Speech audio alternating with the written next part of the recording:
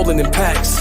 Heathens is mad, Israel is back, the natives, Hispanics, and blacks. Enemies feel like they in the maze. Cowards learn when they in the grave. I'm reading the times when we were slaves. Now I'm looking around like we still slaves. Without God, we won't be saved. Now we got the truth, so we won't be played. I remember searching, first time I heard it, and even today I'm amazed. Don't lose focus, fulfill your purpose, searching the scriptures daily.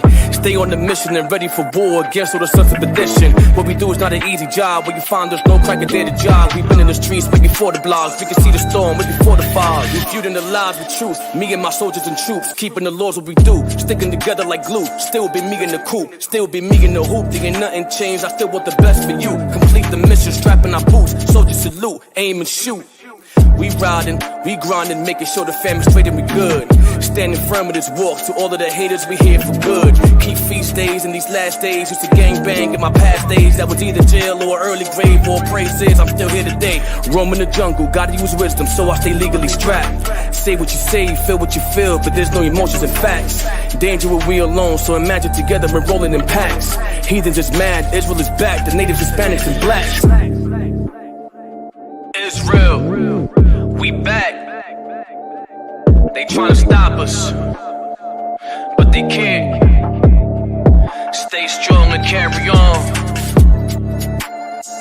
Kum Yashala. Heathens is mad, Israel is back, the natives, Hispanics, and blacks. Heathens is mad, Israel is back, the natives, Hispanics, and blacks.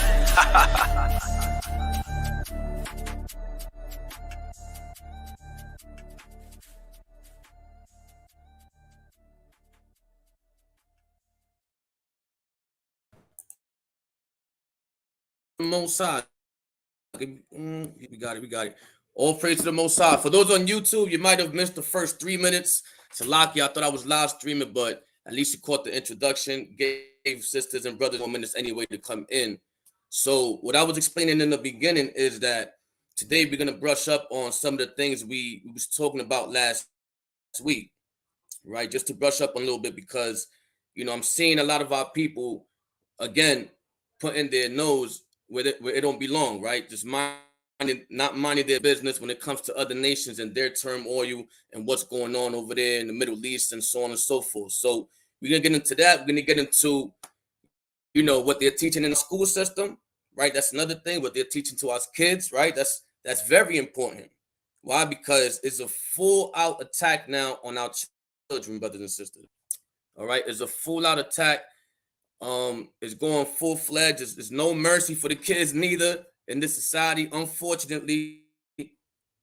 So what we have to do is prepare ourselves, gear ourselves, and know what is the best strategy in order to move on while we in this captivity. Because a lot of times, guess what? We go to work.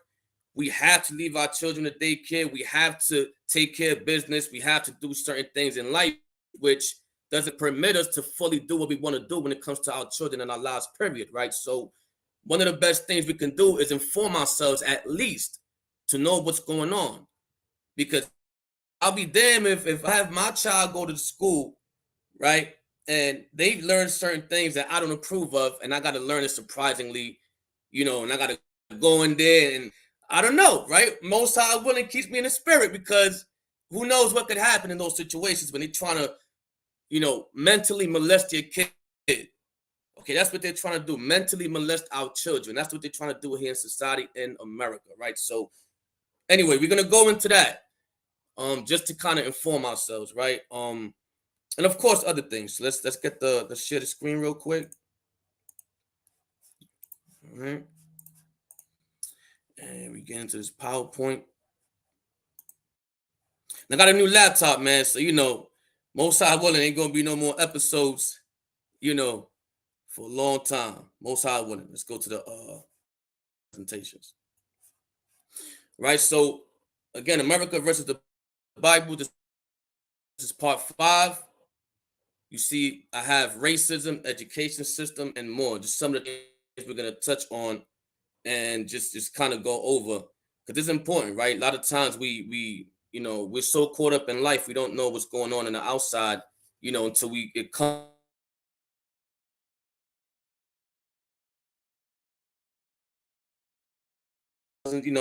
information, right? I go on YouTube sometimes. I'll take information here and there, and I see what's going on with prophecy. Why? Because the Bible says a wise man and woman is occupied in the prophecies. That's one of the most important things because we got to measure the times. Of course, while you're keeping the law, statutes, and commandments, that's most important, right? So we got to do both. Let's go to the first slide. So this is what I want to revisit here, right? Should we pray for Israel and Palestine?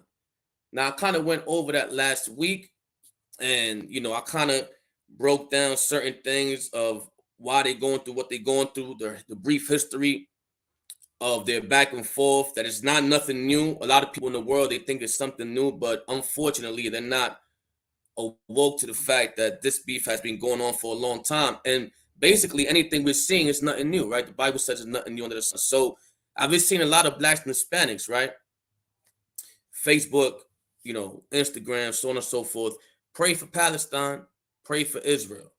And there's even a division among blacks and Hispanics regarding this issue. And I'm just thinking to myself, this has nothing to do with us. We're so worried and preoccupied with things that have nothing to do with us, but we don't even look at our own condition and try to see how we can better ourselves. There's an outcry for Palestine. There's an outcry for Israel. You got our people choosing sides like they know what's going on. Meanwhile, that makes us the laughingstock of this society. Why? Because we're worried about nations that ain't worried about us. So I had to revisit this because you also have, which a lot of people know, you have a Stoudemire who says certain words. Okay, says certain words, and it's not the train of thought that the Most High wants us to have, right? And I'm also going to expose certain things of what they think about us. Let's go to this second slide.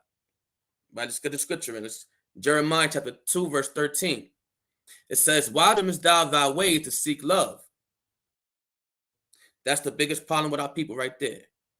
We're always trimming our ways to seek love. We'll denounce the Most High to be approved by these other nations. We'll denounce ourselves. We'll allow racist jokes. We'll allow Karen to run up on us and talk to us how she wants to talk to us. Us as a people, that's how we act. We trim our ways to seek love. Reading on, "Therefore hast thou also taught the wicked ones thy ways." So imagine you have one coon, two coons, three coons, four coons. That's an influence on our younger generation right there. Teaching them to fear the enemy, to fear the white man. That's what they're teaching us through their actions. That's why through a lack of warriors, right, that equals a destroyed society because there's no protection, there's no leadership.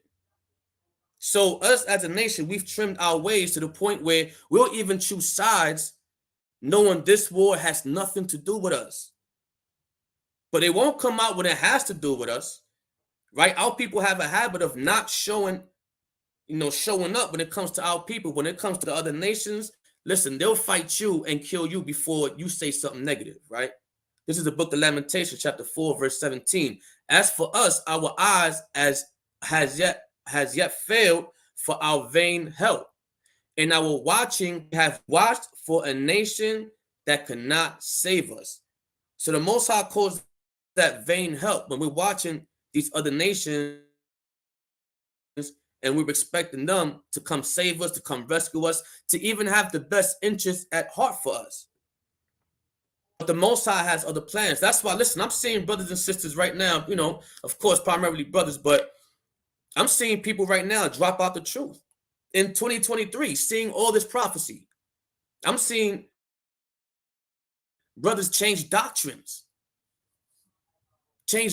because they're impatient. They're in captivity, right? And they feel like, oh yeah, I know the word, but what else, man? Right? To them, it's just, okay, I'm in captivity.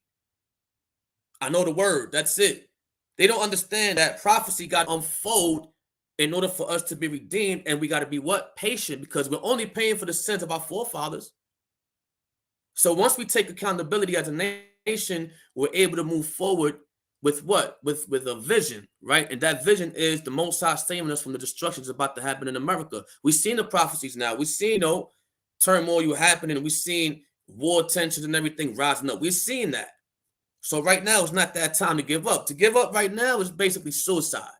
To give up at any time is suicide, but especially right now when the Most High is giving us these signs. So stay strong, brothers and sisters. And as for our people that may be new to this faith, may be new to the truth, these other nations ain't gonna save us. Okay, that failed over and over when we did that in history. We relied on the other nations to come save us, and guess what happened? We got stomped on. Right? Let's go to the next slide. So let's see what what your man's Amari Stoudemire got to say about the situation and about our people. Right? A lot of y'all may have already seen it. A lot of y'all might have not seen it. Let's check it out. I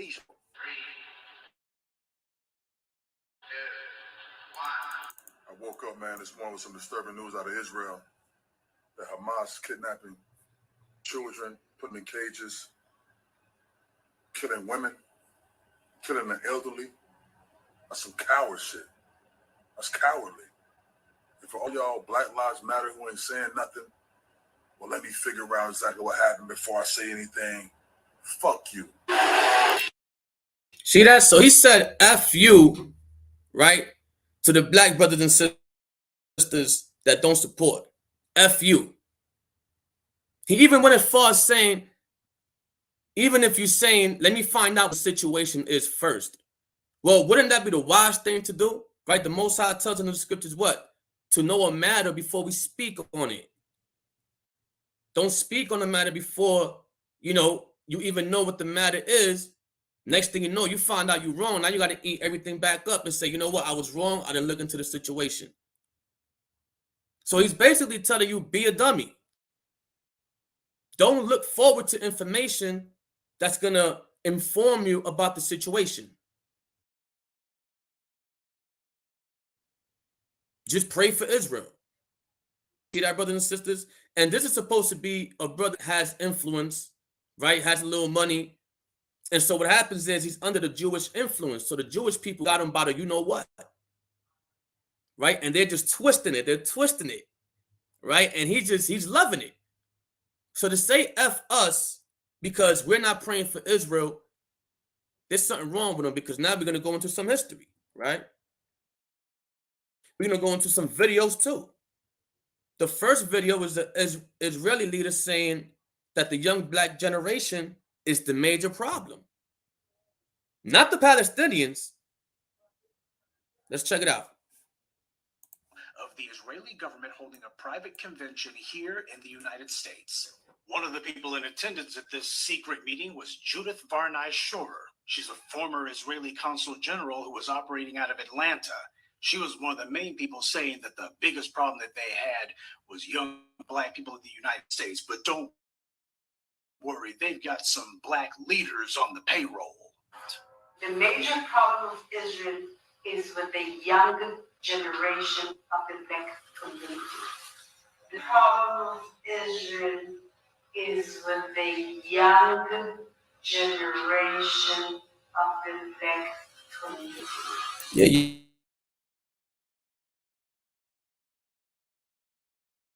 She ain't missed other nations besides our people.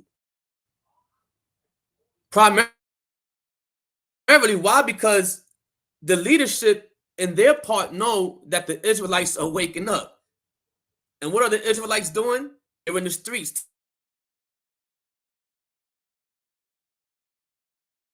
teaching the truth. They're online teaching God that they took away from us, that they try to hide from us. So we're the biggest problem. Why? Because now we're exposing them as being imposters. Now they got a guilty feeling like the Palestinians ain't even the biggest problem. It's the young black generation in America. Of course, they ain't going to say Israelites because they don't want to give it away fully, right? But we know what's going on. Let's see if there's more in this video. Black is with the young Government official who was saying this, not some low-level operative or some rogue member of their diplomatic corps. This was a senior member of their administrative government who was saying this on American soil. Their biggest problem wasn't Hamas or Hezbollah or the Palestinian Authority or Syria or even Iran. She said that Israel's biggest problem was young black people in the United States. See that? But I don't see Amari Stoudemire saying anything about this. I may be wrong. Maybe our brothers and sisters in Clubhouse, YouTube, maybe I got a link I don't know about. Maybe. I may be wrong. See, I'm willing to say I'm wrong. You know, I repent. But I haven't seen Amari Stoudemire speak on this situation. Right? Now let's get into the Palestinians, because it's not only praying for Israel that our people's doing. They're doing a lot of praying for Palestine. Let's see what a brother, right, an Afro-Palestinian, so-called, let's see what his sentiments are, and let's see what he experiences.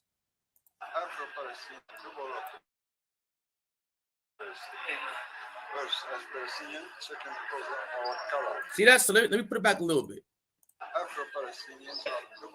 So he says the Afro-Palestinians are double oppressed. Now we know our people were shipped throughout the four corners of the earth. We know that our people is scattered world. Yes, including Palestine. All right, we don't teach that, you know, we're just here in America. We teach that we throughout the four corners of the earth, the Caribbean, Africa, Palestine, Israel, everywhere. We everywhere. Thus saith the Lord, thus saith the prophecies. So as a so-called Afro-Palestinian, he's saying that they face double oppression.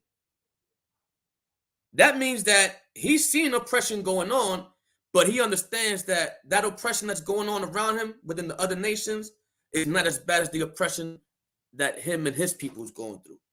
Okay? Let's play it more.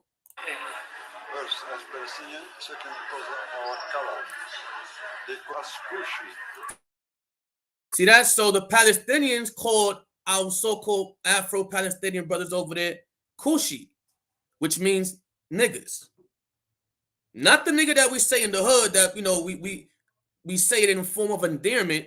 They're saying it because they really hate us, and they think that it's an offense to be dark-skinned. Remember, they hate us because of our color too. So they call our brothers over there Kushi, which means niggas. The same Palestinians our people say and pray for. Let's play the video some more. Wow. Yeah. Well, I'm not surprised because discrimination and racism in this society is an ideology.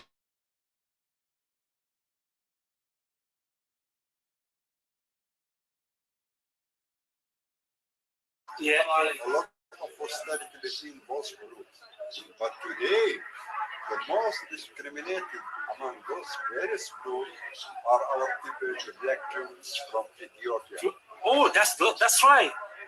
They're the most discriminated. Unbelievable the way they treat them. And I know this is most people. And remember, this is a brother that's actually living this condition. He's actually going through it. He's experiencing it. He's seeing this. So nobody can say, well, you know, it doesn't really happen. It's not really happening. This is a first-hand testimony of a brother telling us what the situation is. Okay, let's finish this video. We'll move on. 20 years in the country, still living in home boards. But if you are European Jew, blonde with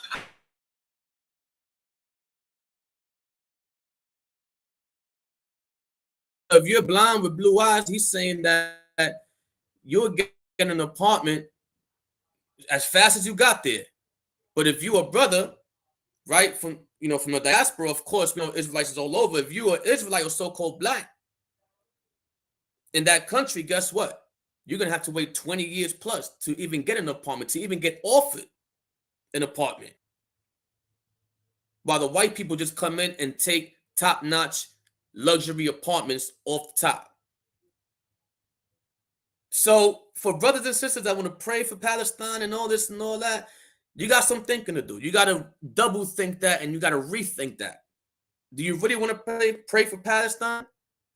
Because now we're seeing a testimony from a brother. It ain't even us talking. Like, we show you a lot of proof, right? Us Israelites, we show a lot of proof of what we're talking about. But for some reason, our people don't want to see it from us. So seeing it from a brother that's actually experiencing and living this. Okay, let's go to the next slide. So a reminder of how they feel about us. Let's go to this article real quick, right? Because we're also going to see how our brothers over there in Israel, who are actually Israelites, know they're Israelites, know they're the real Jews. We're going to see what's going on with them. And then we're going to see, again, unless I'm wrong, Then we're going to see if Amari Stoudemire spoke about it. As far as I'm concerned, he didn't speak nothing about this neither. He didn't speak nothing about the deportation of the Jews, the black Jews in Israel, right, to other places. He's not talking about that. So here's the article from LA Times. Of struggle, dozens of African Israelites face deportation from Israel. This is the kind of love they give you, even though we try to trim our ways as a nation for them. Okay, deportation. For 2 years, Tovi, Israel, and dozens of other residents of the Village of Peace have lived in fear. Dimona, a city on the edge of the nation of Israel's Negev desert, has been her home for 24 years. Her 8 children were born here and know no other country. Now she and 130 other members of African Hebrew Israelites of Jerusalem who are not authorized to be in the country face deportation. This is after 24 years of living in that country. And she has children. So no mercy for the young, no mercy for the old. But you have our people who want to have mercy for their young and mercy for their old. How does that make sense? The math ain't mathing on that. This is why the Most High made it so clear, brothers and sisters, we are to be separate from these nations. We ain't supposed to love them. We ain't supposed to trim our ways. And this is something that a lot of times we have to go over, because what happens is our people can be seduced in the world. They might get a raise at their job, right? All of a sudden you start getting some money.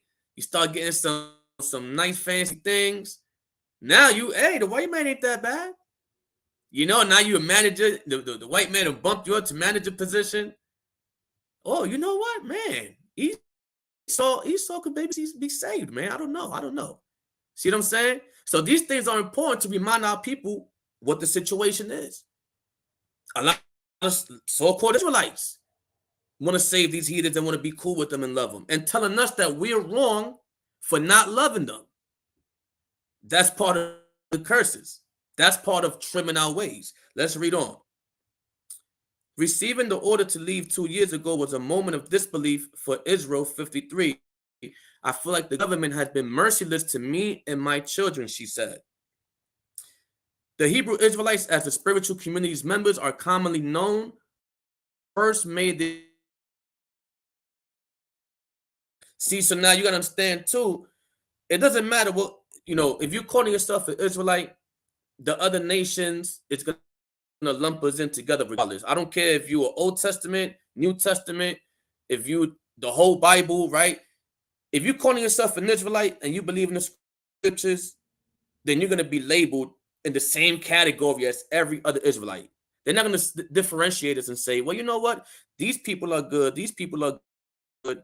We don't really think this about them. No, they're going to lump us up all in the same category.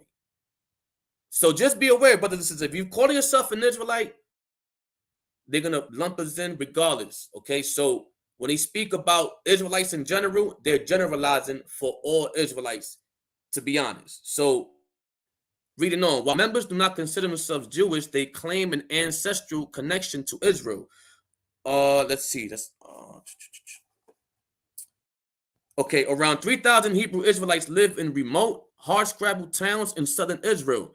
The Village of Peace, a cluster of low-shung buildings surrounded by vegetable patches and immaculate gardens in Dimona, is the community's epicenter. All right. Okay, let's go down a little more. But about 130 have no formal status and now face deportation. Now, here's the thing, too. How can you face deportation in the land that was originally yours and your ancestors? That's another thing. We always got to keep that in mind. You're always going to have arguments and people try to soften you up. Well, but not all of them is bad. Well, guess what? That land is originally ours. So for our people to face deportation in the land that's originally ours, and then you have the children of the oppressors benefiting from that means what? Isaiah 14:21. The children shall pay for the iniquities of their fathers. Reading on, some don't have foreign passports and say they have spent their entire adult lives in Israel and have nowhere to go. The community's long fight to secure its status shines a light on Israel's strict immigration policy, which grants automatic citizenship to people it considers Jewish, but limits entry to others who don't fall under its definition. Now, we know that when the Jewish man looks at our people following his banner of Judaism, they know that they have a complex of superiority in their mind. Meaning what? They think that they're the superior Jews and that the black Jews or any other Jews that call themselves Jews are lower Jews. So if you're not a so-called white man calling yourself a Jew, right, that means that you're not in the superior category. You're under them. That's how they think of it. I always remember East Indian lady telling me at camp, she said, I was talking to a Jewish lady and I asked her about black Jews, and she said, yes, those are the lower level Jews. Just so y'all know, that's how they think about us. The original Jews, right? But hey, Most High says it's gonna happen, it's gonna happen. That's part of the curses. So even with them considering themselves Jews, right, our people over there, they still won't receive citizenship because legally and mentally and spiritually, they don't consider them the same level. They don't even consider them a human being, all right? So that's the whole, situation that's going on with our brothers over there. They're facing hardship. And this is one of the main reasons why we shouldn't be praying for them. We should be praying for their downfall. All right. If we're going to pray for them, we should pray for the downfall of our enemies. The same Jewish people, the same Palestinians that oppressed us, we should be praying and thanking the Most High and praising God, the Most High, right? How about Shah? We should be praising him that things is going on over there because it's already prophesied before. So it's just prophecy unfolding itself, right? Let's go a little down, then we'll move on to the next article. You know what? The article goes more into, them describing what we believe, so on and so forth, 12 tribes of Israel. But the main point is the oppression that our brothers and sisters are going through over there, even the young ones, okay? Even the young ones. So let's get out this article here. Let's go back to the slides. And now we're here, right? So at Haaretz, there's an article. It's a brief article. I extracted it, put it on the screen so I can read it to y'all just to kind of give y'all a brief, right? A brief history, in connection also to the next slide. So Jewish families had a part in the slave trade. That's another thing. You got our people praying for Israel, pray for Israel. But they don't know that the Jewish ancestors of these people financed the slave trade. Okay, they were part of it. I'm not saying that was the only nation because there wasn't the only nation that partook in the slave trade of our people. I'm talking about so-called blacks and Latinos and Native Americans. Right? The Jewish had slaves of our people, of all the tribes. Okay, so this article I got, it says the uncomfortable truths of Jewish life in the U.S. South. A New Orleans museum that opened last month sheds light on surprising aspects of Jewish life in the 13 southern states since the mid-1700s. Okay, it reads on, and says, an advertisement in North Carolina's Wilmington Journal in 1847 reveals a stain on local Jewish history. Ansley Davis, who came from Petersburg, Virginia, published the ad under the heading Negroes Wanted. The text stated, I wish to purchase a large number of Negroes of both sexes from the age of 14 to 30, for which I will pay for the highest cash price. Okay, so yes, Jewish people was buying our people. And they wanted a large number of our people from both sexes. See that? 14 to 30. They even, how they got, bidding auctions. And the highest bidder is going to get the prize at the end. Right? So that's what they did with us. They, you know what? 50, I'll give you 100,000. I wouldn't even give you 50. I'll give you 100 for them. They was bidding the highest prices for our people.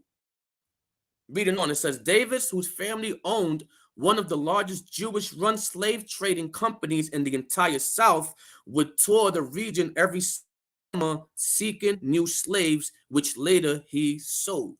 There you go. There goes your pray for Israel. Right? There goes pray for the Israeli people.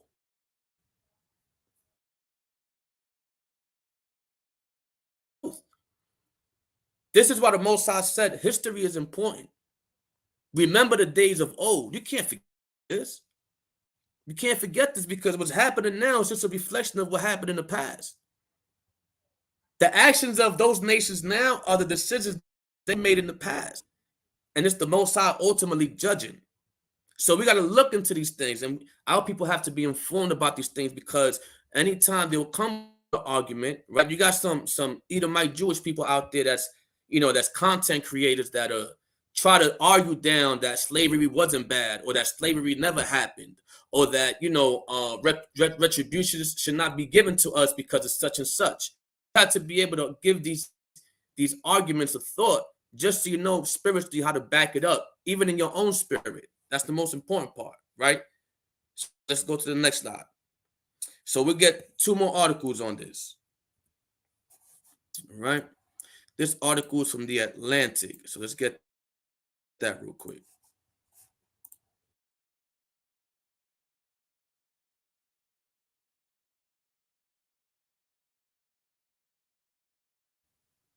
Off the mat.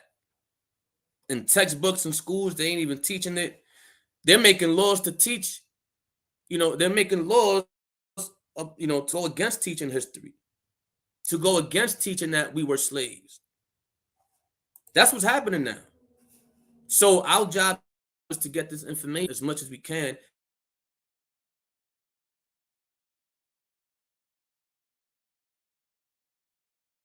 And pass it. You wearing your shirt, what is that? And you kind of, wean them in a little bit, little by little, but at least you're informed, because they might have a good argument that you might not be able to counter. And that's the worst part. When you have a person you're trying to reach and they have a good argument, then you don't really know how to come back because the scriptures and precepts is not hitting. That's why we got to study more as a people, right? So this article right here in The Atlantic, Slavery and the Jews, a review of the secret relationship between blacks and Jews, Volume 1 by Winthrop D. Jordan. So let's read a little bit in this article. It says, almost as soon as it appeared in 1991, the secret relationship generated a controversy that centered more on its intentions and its scholarship. The noise level was heightened in 1993 by the turmoil that swirled around the world, around Professor Tony Moen of Wellesley College. Now, let me go down a little bit, right? Okay, it says, a tenured professor in Wellesley's Department of Africana Studies, Martin assigned to one of his classes portions of the book which singles out Jews for special prominence in the Atlantic slave trade and for having played a particularly prominent role in the enslavement of Africans in the Americas.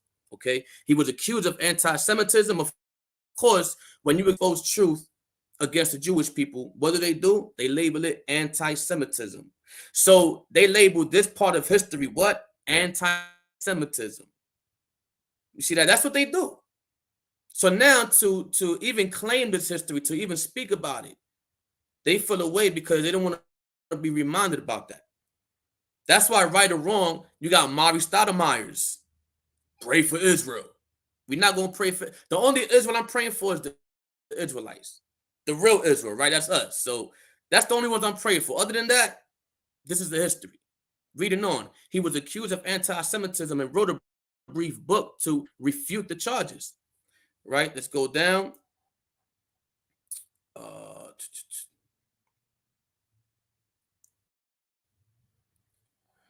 Okay. So it says, Martin, is one of his endorsements, made a startling assertion concerning slave ownership by Jews. Using the research of Jewish historians, the book suggests that based on the 1830 consensus, Jews actually had a higher per capita slave ownership than for the white population as a whole. Meaning, out of all the white tribes, right? Like, you know how we got the so-called Dominicans, Puerto Ricans, Mexicans, Black, Jamaicans, Haitians, but we all the same people, but we just different tribes. It's the same thing with them. So out of all the white tribes, the Jewish tribe, which was Amalek biblically, was known to have the most slaves and be one of the harshest slave owners as well. Right? Which we're going to get into, but that's the charges that's been proven. So this is the research that's been given to us, but you're going to have the Jewish community deny this history. Okay, so let's go to the next slide. Well, actually, the next article, right? Then we get into a video by a professor who was interviewed on the same subject and gave some great information. Because this is the part of history that they want to cover it up, brothers and sisters. They want to cover it up. But fortunately for the Israelites, the Most High is on our side. So we're going to get this information. You feel me? Ain't nothing hidden that ain't going to be manifested to us. You heard? Right? So let's read this article. So the first Jewish senators were slave owners. How should we reckon with their legacy? Okay, we go down. It says, after the Washington Post released the first complete accounting of members of Congress who owned enslaved people, the Forward ran all 9 Jews who entered Congress before the ratification of the 13th Amendment, which abolished slavery through database. What we found, only 2 Jews on the list of more than 1,700 Congress people, David Levy Yulee, who eventually converted to Episcopalianism, I know I kind of butchered that, and Judah P. Benjamin, who were enslavers. While many of the lawmakers in the Post database withdraws on thousands of pages of consensus records and historical documents have not publicly acknowledged as enslaved, Yulee and Benjamin's history of enslaving has been long well known. So that's another thing. Even though what's happening now is that their actions has not been publicly known or publicly acknowledged.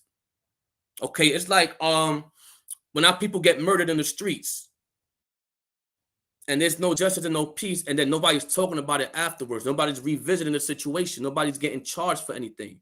That's what's happened. That's what's happening here with the Jewish slave owners, with their ancestry. They always want to deny that part of history. And what happens is it's not acknowledged by our people. That's why when you see people, listen, I've seen a bunch of clowns, man, right? Just a bunch of clowns, you know, trying to diss the Most High and the Israelites, talking about money this, money that. And I'm like, bro, come on, stop it, man. Really? Right? And that it's funny to me, man, right? People talk about money, but they call themselves after names that was given to them by the slave masters, right? They cast themselves talking about money and against Israelites, but you don't even got a house, man. You live in an apartment. If you're talking about money, you should be living lavishly, right? So our people, they're so carnal, they'll reject knowledge and wisdom because they want a status of money, of income.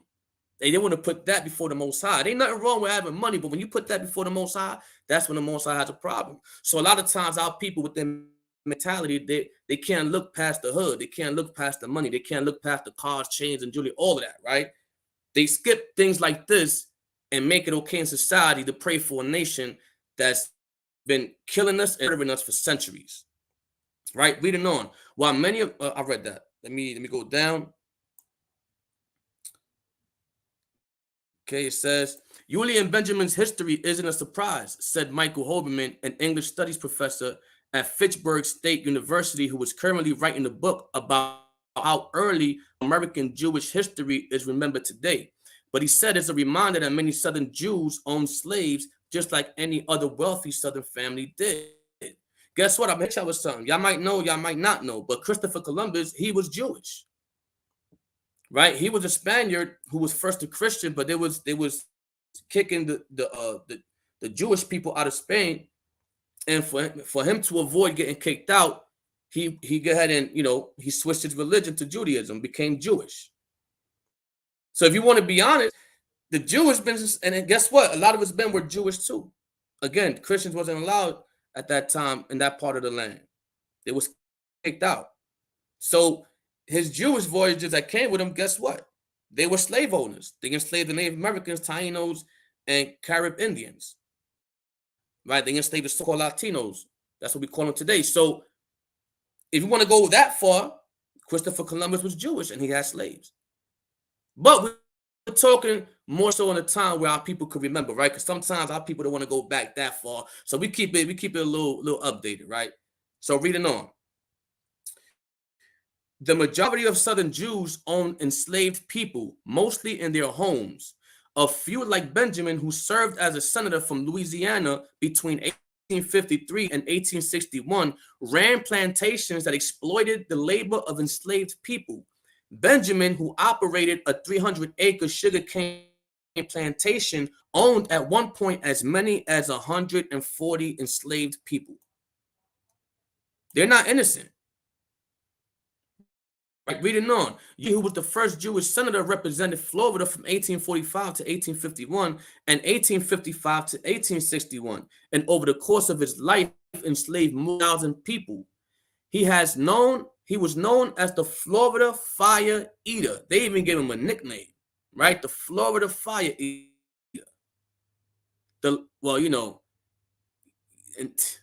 The customs they do, I call them penis eaters, right? You know what that is? You know, they get circumcision. That's they penis eaters. But anyway, he was the Florida Fire Eater.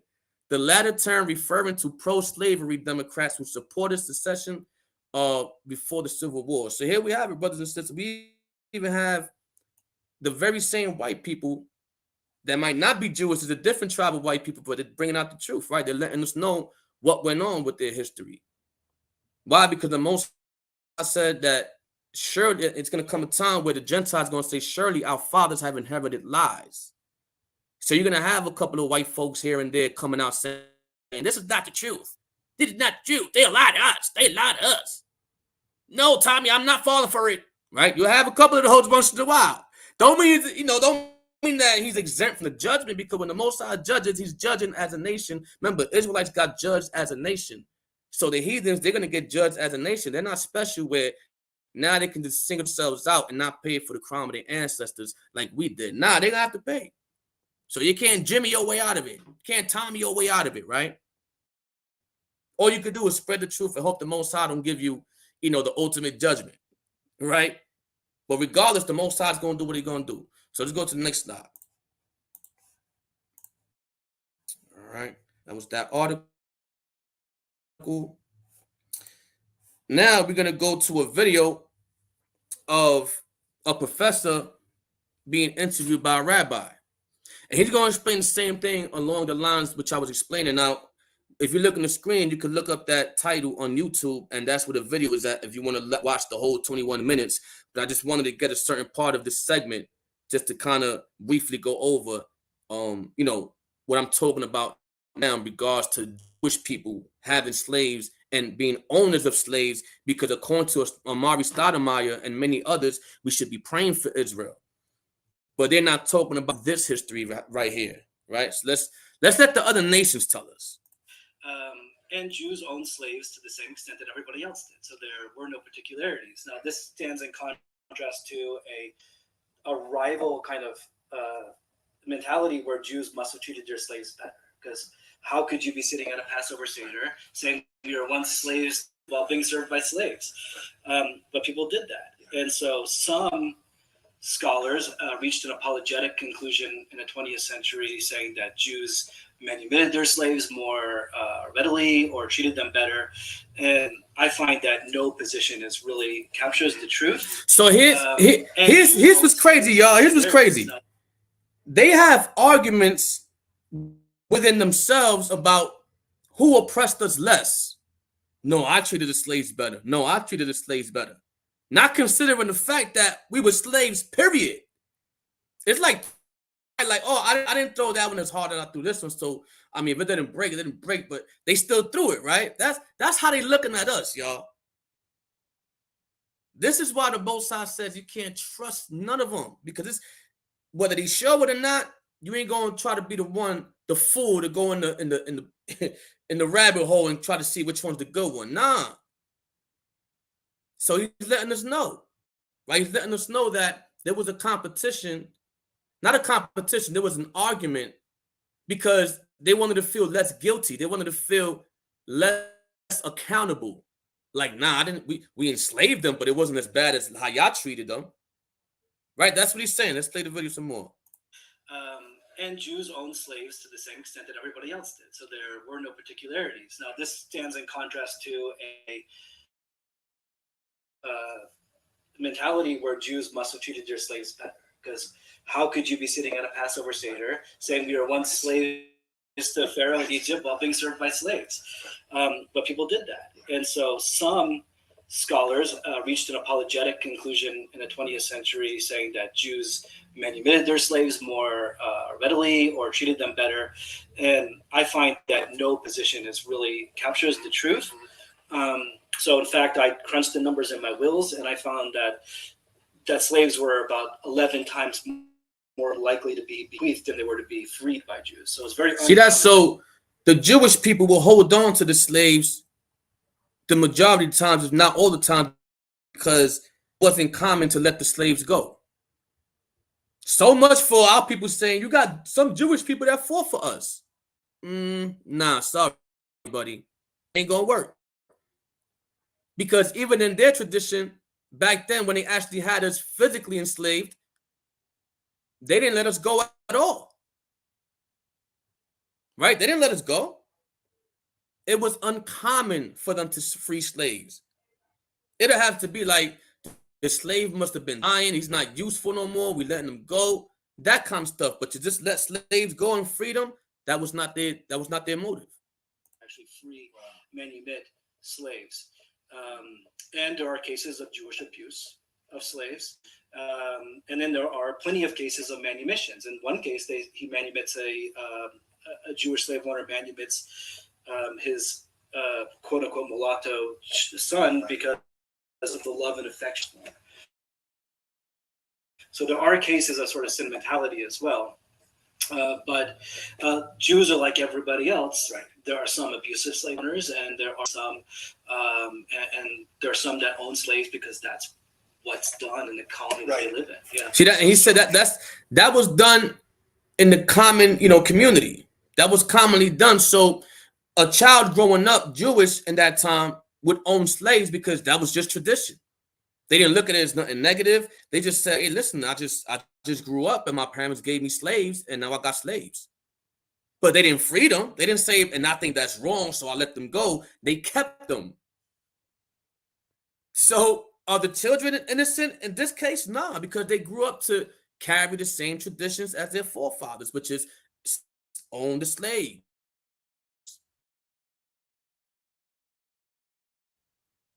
See that? Instead of giving us back our land, they chose to, no, we're going to keep them. So that's why we shouldn't even feel sorry for their children, right? Let's keep playing the video. If it's the case that Jews were more or less following the same patterns as anyone else living in that area, is it your understanding that that's the same case for the Jewish North in North America and the Jewish South in North America, that essentially they operate no different than those in the region? Yeah, I think that's where we are in the scholarship on this issue right now. And there's some new scholarship coming out, especially focused on Suriname, where Jews had a whole plantation community of their own, autonomous Jewish plantation village called Yod and Savannah, where they enslaved thousands of Africans. So there's been a lot of new research, and I think where we are writ large is that the Jews show no particularity in their slave ownership than anybody else. So they was owning just as many slaves. They was beating just as many slaves. They were selling just as many slaves. And as you heard him mention, it's not just in Jamaica, one of the primary places they're talking about, but also here in North, South, Central America. The Jewish slave owners were the same all over the world enslaving us. Same attitude, the same harsh captivity. So it was nothing different. Especially focused on Suriname, where Jews had a whole plantation community, enslaved thousands of Africans. So there's been a lot of new research, and I think where we are writ large is that the Jews show no particularity in their slave ownership than anybody else. And that's true in the American South as well. And there were, proportionally to the numbers, because there were more Jews living in the North at the time of the Civil War, but proportionally there was as much support for the Southern cause among Jews as there were for as there was for the cause of the North. Right. So everything was the same. Everywhere the Jewish people went, they owned a part of slaves. Right. They bought stocks of slaves, as they call it. They bought a large portion. Right. I brought out a book a while ago where it tells you that not only the Mormons, but the Jewish people were also enslaving Native Americans. And they were indoctrinating Native Americans, right? So, again, they're not innocent, man. And I wanted to touch up on this because that's what it seems like it's a trend right now. Our people just putting Palestine flags, Israeli flags all over the place. And we look foolish as a people, man. Right? Because they gonna look at me and say, oh, he's an Israelite. He's different. He's not gonna. No, they're gonna lump us all in together. Regardless, he's an Israelite, but he's still their people. That's how they're gonna look at it. So we gotta stand up with this and we gotta speak up against it, because if we don't, who else will, right? Let's go to the next slide. So a reminder of how they feel about us. Let's see what this guy who's so-called serving our community, or he should be serving our community. Let's see what this white guy thinks about us. But you are nigger trash. Okay. Y'all heard that? I'm gonna play it back. But you are nigger trash. Okay.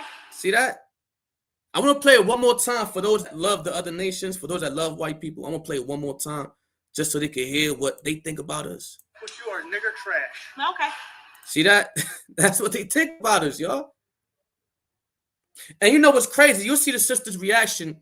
Her reaction is more like she didn't know how to react because we're so powerless as a nation. The only thing we can do is gasp. The only thing we can do is look surprised. We don't even know how to act towards it because our power has been taken away from us so much. We've been using that hate against each other so much that when the real enemy says something to us or stirs us in the spirit where we should be angry, we don't even know how to react. Right? Let's see her reaction.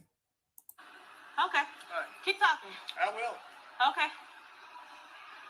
Fuck away from you, classes. What you gotta do? I tell you what. See that? It's no rebuttal. It's no it's no intellectual rebuttal. It's just amazement, astonishment. I just got called a nigga. Oh my God. Even our people, Latinos, I just got called a spick, a wetback. Oh my God. He said, I don't know how to speak Spanish. I'm an immigrant. We're so trying to love them and trying to get their approval. When this happens, our people are startled. Like, wow, that really happened. Yes, it really happened. And you see his expression. This is in Texas. You know, that's one of the states where them rednecks don't care. They're going to let you have it. They let you know what they feel about you. Right? Different states is different ball games. Over there in Texas, you know, them white boys, they'll let you know. Right? And that's what our people got to start doing. We got to start banding together. We got to start letting them know what's going on. Like, you ain't going to just come out turf and trying to do this to us. Right? We got to execute judgment in terms of, well, of course, we can't do it physically, but whatever we could do to bring the system down and penalize these people, right? We do it. Now, guess what? Part of it is not supporting the system, right? Our people not voting. But how many of our people going to give up voting? Realistically, right? So that's why we're going to receive the same type of treatment. Why? Because realistically, they're starting to show their colors and they don't care because we're not doing nothing about it, right? Yeah, the gangsters, the thugs, and the gangbangers, they're not doing nothing about this. So, of course, they're going to keep doing it because they see that we got weak as a nation. Let's finish up the video. I'm a stupid nigga, everybody. Yeah, I'm a she stupid is a nigga. stupid nigger. He hit my plate. I'm a stupid nigger. Go fix your car. Stop honking at people when you don't need Shut to. your bitch ass. See that? So he said it again. He tripled down on it. And he didn't feel no shame. You think he's going to get backlash? You think that his community is going to go check him and say, hey, listen, you shouldn't be racist towards black people like that. You shouldn't be doing that, Jerry. You think they're going to back and tell him? No, they ain't going to back. They're going to look at this video, laugh at it, and say, hey, man, that's how we all feel. He's just speaking for us. He's just the mouthpiece. Like Donald Trump, right? Donald Trump, he can openly be racist, but he's good because, you know, people that got businesses, that's our people. Hey, he's for us. Right? Trump has openly shown he's racist, but for some reason, our people just still believe that he's the hope of America. And this is what happens, right? So these are the things that America promotes, to be honest with you. This is the things that are justified here in America, in a stolen land. They don't even belong here, right? Let's go to the next slide. So the book of Psalm, chapter 64, verse 5 says this: they encourage themselves in an evil matter. They commune of laying snares privately. They say, who shall see them? So the Most High is letting us know their nature. This is the nature of all our enemies, primarily the so-called white folks, right? So-called white nation, the Edomites. Why? Because they're the ones in power right now. So they encourage themselves in that evil matter.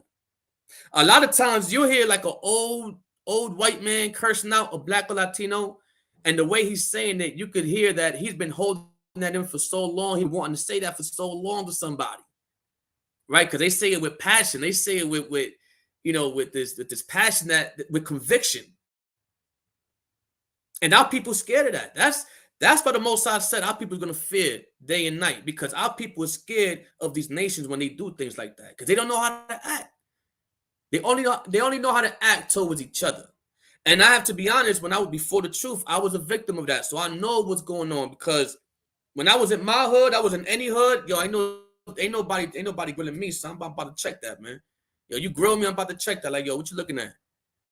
But when the white folks in the suits came, I'm like, oh, damn. Like, I looked at him like a person of success, right? Until later on, I had to read about his history and what, inform myself of what kind of people this race is, right? Now I'm in the truth. Now I see their nature. And of course, that will never be a thought. We come from that, so we know what it feels like. Reading on, as they search out iniquities, they accomplish a diligent search. Both the inward thought of every one of them and the heart is deep. But Yahweh shall shoot at them with an arrow. Suddenly shall they be wounded. So they shall make their own tongue to fall upon themselves. The videos I'm showing you, like the dude that just exposed how the Jewish people had us in slavery, that's their tongue falling upon themselves. That's them telling on themselves. Because even if they try to say I'm the minority in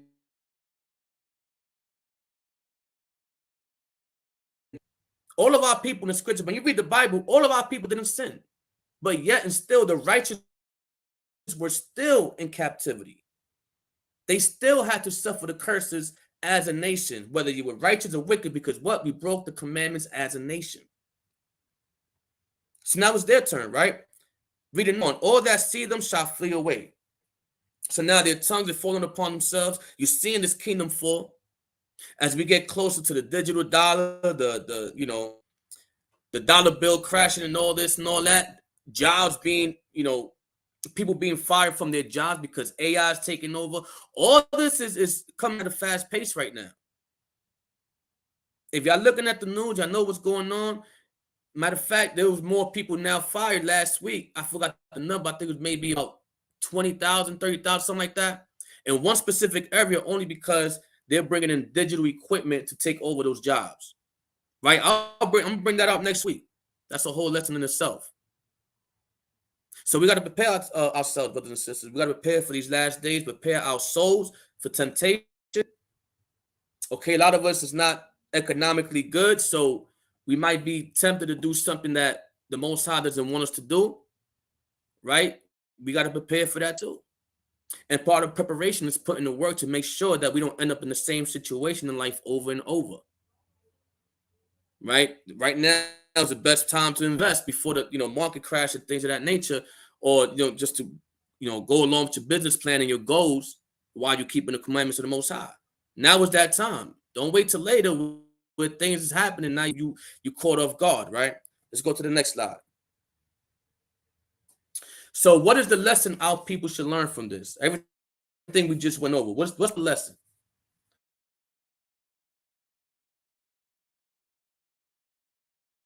For iron, so is his wickedness, right? Lesson learned is never trust our enemies. Never. The Most High told us not to trust them, separate ourselves from them, don't follow their ways, and don't trust any one of them. Of course, we got to, when it comes to business, of course, that's not a problem. But befriending them and thinking that, there's some good, nah, we ain't doing that, right? Verse 11, though he humble himself and go crouching, yet take good heed and beware of him. And thou shalt be unto him as if thou hadst wiped a looking glass, and thou shalt know that his rust have not altogether has been wiped away. So this is another reason why I always say when other nations see that you're not an ass kisser, excuse my language, if you're not kissing their behinds, right? If you're a man of dignity and respect, and you actually you're bold around them and talking to them, they respect that, because it's rare to see that in our people. It's so rare that when they see it, they respect it and treat you good. They only treat you bad when you cooning. They only treat you like you're a joke when you allow it. Okay, so a man like that is diligent, know his enemy. No matter how many times that white boy might laugh with me or might giggle with me or whatever, he's thinking he's befriending me. I'm like, no, doesn't matter. I know who you are, right? And they can sense that. Verse 12, set him not by thee, lest when he hath overthrown thee, he stand up in thy place, neither let him sit at thy right hand, lest he seek to take thy seat, and thou at the last remember my words and be pricked therewith. Now, how many times y'all seen on Clubhouse, right? Clubhouse in the world, maybe on YouTube videos, how many people of our people say, I love white people, and out of nowhere, they experience a racism in the blink of an eye, bam, and they all surprised, like, wow, I didn't think that was going to be like that.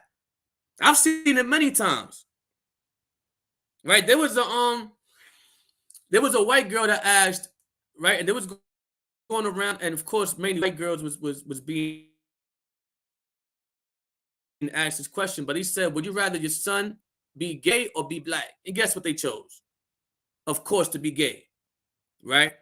And then you have black folks around that dude that chills with him, right? And that same girl that chills with them, hangs out with them, is buddy, and let them get away with stuff like that. So we get no respect when we trying to earn or when we trying to get buddy with them. See what I'm saying? Most High's word is superior, right? He's letting us know how to deal with these people. Reading on, it says, who will pity a charmer that is bitten with a serpent, or any such as come nigh wild beasts?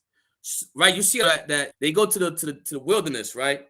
Especially white people, it's white people stuff, but they go to the wilderness and they start playing with lions, or they start tempting the lions. And when they get ate up, now they want the people that's around them wants pity. Oh my God, save him. Right? You play stupid games, you get stupid prizes. So when they do stupid stuff like that, and now they want pity, it's like, well, you shouldn't have been playing with a lion. You shouldn't have been tempting the lion, right? You shouldn't have been, or alligator, whatever animal. You should have, a shark, right? You shouldn't have been tempting them. A lot of people go in the ocean and start swimming, right, in a territory not knowing if there's sharks or not. I seen a video the other day, a dude did that. Got ate up by a shark. Now he was all screaming, oh, of course, a white boy, but the moral is the moral of the story is what? You win, you play stupid games, you get stupid prizes. You ain't gonna swim in the ocean, you don't know no shark is there or not, man. We definitely not doing that, right? We definitely not doing that. You don't see how people really doing stupid stuff like that. Maybe once in a while because they influenced by these idiots, but normally you don't see how people, right? So who's gonna pity a charm that is bitten? Verse 14. So one that goeth to a sinner and is defiled within his sins, who will pity? For a while he will abide with thee, but if thou begin to fall, he will not tarry. An enemy speaketh sweetly with his lips, but in his heart he imagineth how to throw thee into a pit. Will weep with his eyes, but if he find opportunity, he would not be. Right? So how many times you see these other nations, they crying wolf? And I was mentioned, when they get into war, they always want to try to relate to us and have us as allies. Okay, that's one of the biggest things. They get into war, they get into beef with each other. All of a sudden, Black Lives Matter, Brown Lives Matter. Now they want to band with us and unite with us. And nah, we doing that. That's why I love being an Israelite, man. Right? Because we really set apart. We ain't with this BS. Right? You ain't gonna get no sympathy from us. You ain't gonna get no pity from us. Right? We know who you are. It's like wiping the glass, right? It's all fogged up, but you wipe it with a napkin, you see right through it. That's what it is. Right? That's why this truth is so important. Reading on. An enemy speaketh sweetly with his lips, but in his heart he imagineth how to throw thee into a pit of slack. I read down verse 17. If adversity come upon thee, thou shalt find him there first. And though he pretend to help thee, yet he shall undermine thee. Every time Jackson Hispanics is in trouble, who's the first one there making believe that he wants to help us and he has the best interest at heart for us? The white man, the other nations. Primarily the white man, right? Let's say you have a business and it's kind of slow and money's not really coming in. And the white man has an opportunity to say, listen, your business is worth $1 million, but I can give you 15,000. And if you say no, he'll try to buy the building behind your back, or for the property owner double or triple the amount that he wants, and now it's his. Then he comes back and say, yo, I don't want your business here. That's how they move. So let's say if you have a business, if you're falling on hard times, he's going to make believe he's helping you. Hey, come on, I want to help you out. But really his intention is to take over that building and gentrify and do what he want to do. Right? And I'm in real estate, so that happens a lot of times in real estate. They see how people ain't really making ends meet. They got a couple of late payments on their houses. Hey, listen, I offer you this price, and not explaining to them how much equity they have in the house and how much they can take out. They just offer them a low blow price. And now people not knowing the knowledge, they fall for it. Hey, listen, 20 stacks for a property that's worth 300,000. That's no problem. I'll take the 20 stacks. Right? Because our people is conditioned to have instant gratification. That's the worst part. Instant gratification leads to destruction, because now you're willing to give up your soul for anything. Any little thing, you know what? I'll do it. Just for a little piece of change, right? So that's just an example how, they'll come upon thee and you'll find him when you're going through hard times. And he's going to pretend to help you, but he's going to undermine you. Verse 18, he will shake his head and clap his hands and whisper much and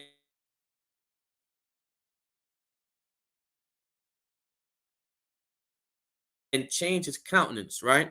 He gonna when he gonna clap his hands when you fail, and even when you succeed, he'll clap his hands just to make you feel good, right? Make you feel good. Oh yeah, that's right. And then he'll whisper much shit, much stuff, right, to kind of, sway you out. And then that's when he goes in and attacks, right? It's the same thing. History repeating itself, brothers and sisters. So we got to know the nature of these nations, and we have to equip our people with knowledge. So when they go out there in the world, guess what? The world is teaching your children. Let's see. We got time to get into that. Let's go to the next slide. Let's see. We got some time, right?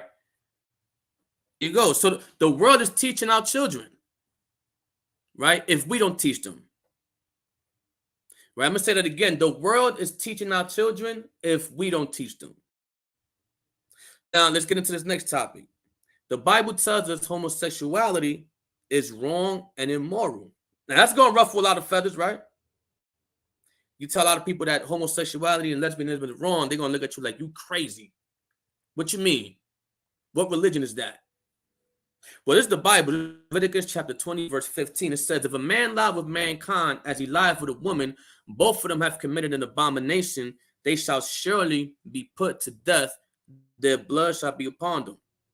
Deuteronomy chapter 23, verse 17, there shall be no whore of the daughters of Israel, nor a sodomite of the sons of Israel.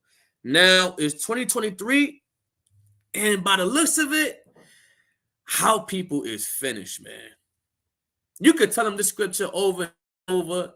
For the most part, not all of them, because you have some sisters that repented from the lesbianism.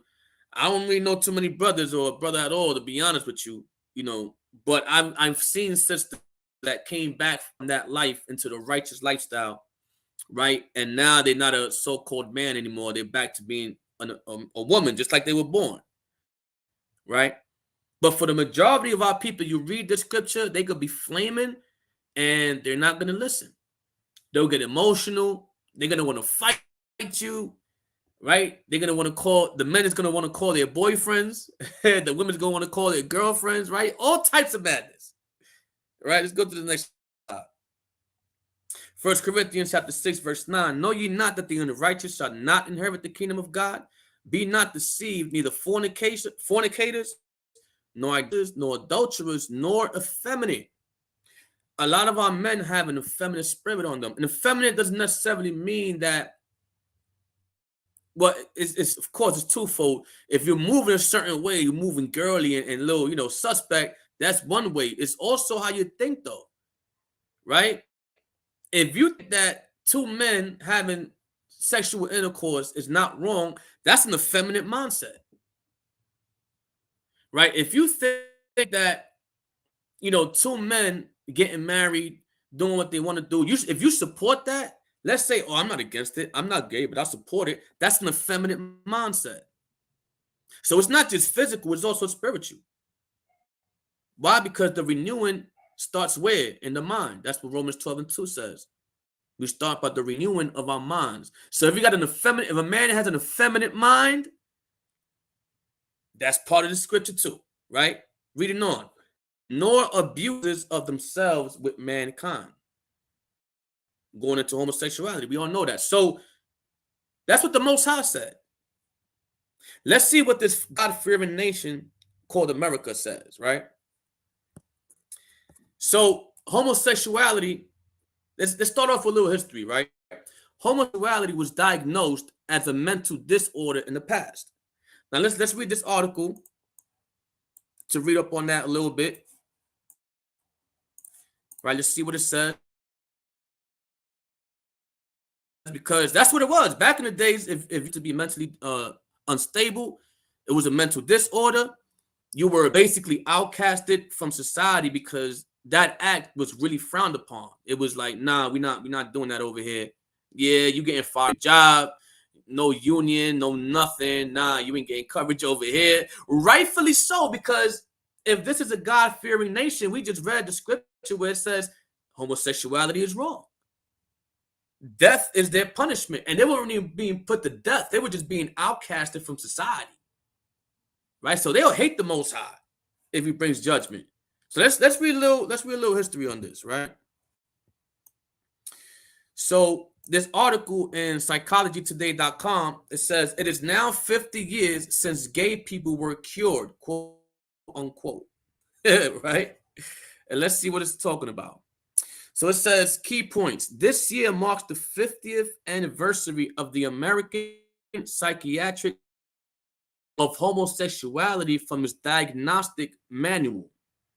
Okay, so meaning they officially removed homosexuality as being a mental disorder.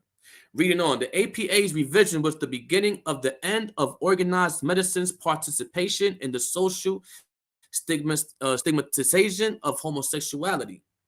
Charles Silverstein, who was crucial in persuading the APA to change, recently died. Right, so this is just the article of explaining about that time when it was no longer considered a mental illness, right? But it once was. Okay, let's go down.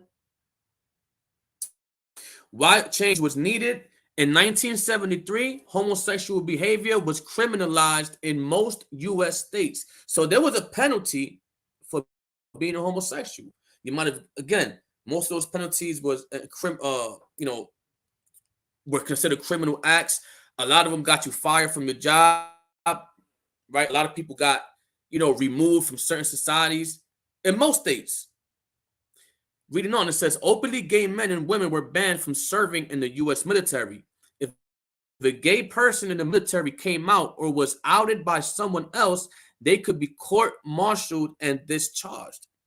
Being gay was grounds for being fired from a U.S. government job.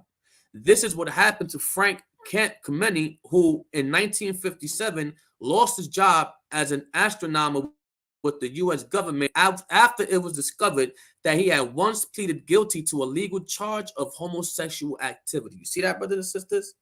So they had it right for a little bit, right? They, you got to give credit to what it's due, right? They had it right for a little bit, but their true nature kicks in, and they can't hold back no more. So they legalize it, right? Reading on. Kameny, both a scientist and an activist, would go on to become a leader in persuading APA to make diagnostic changes.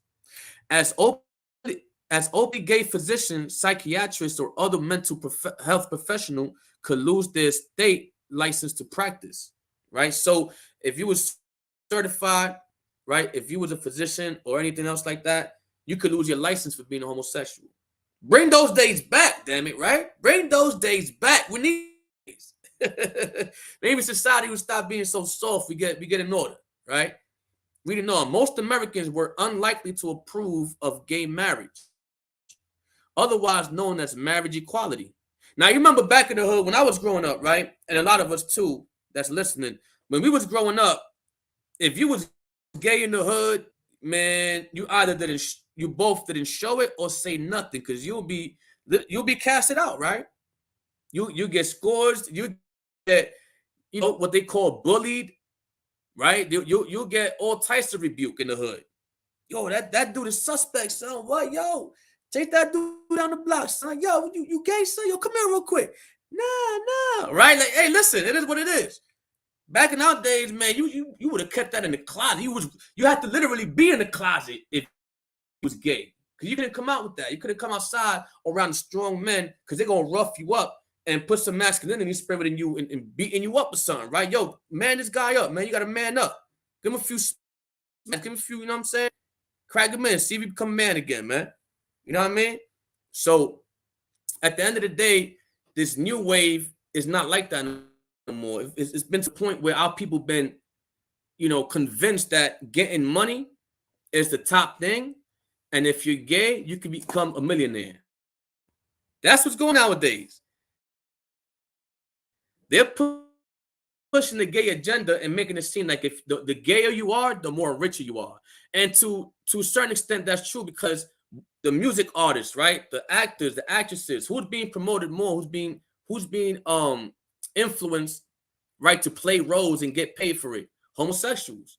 There's not a show right now that I can watch and say, yo, throughout all the seasons, right? 12, 13 seasons, there was no homosexual act. I can't say that nowadays. Every series on Netflix or something gotta have a gay scene or a gay dude attached to it some way, somehow. But back in the day, you couldn't do that. So we're reading that even America back in the day agreed that it wasn't normal to be homosexual. It wasn't normal to be a lesbian or you know, a fag, right? So let's go down a little bit, then we go to the next slide. Okay, how diagnostic change happened. Psychiatric diagnosis of homosexuality as a mental disorder began in the 19th century, most prominently in the work of Richard von Krafft-Ebing, who thought it was due to degeneration of the nervous system, degeneracy being a now disproven medical theory of that era. Now, it was even considered to be what? A degeneracy. The article goes on to say now a disproven medical theory, which we're going to debunk that, right? We're going to come back to that, because this is called taking the meat, spitting out the bones, right? You want to take the truth of this article, digest it, but you want to spit out the lies. So we're going to go back to that disproven part, right? To show how that's wrong. Reading on.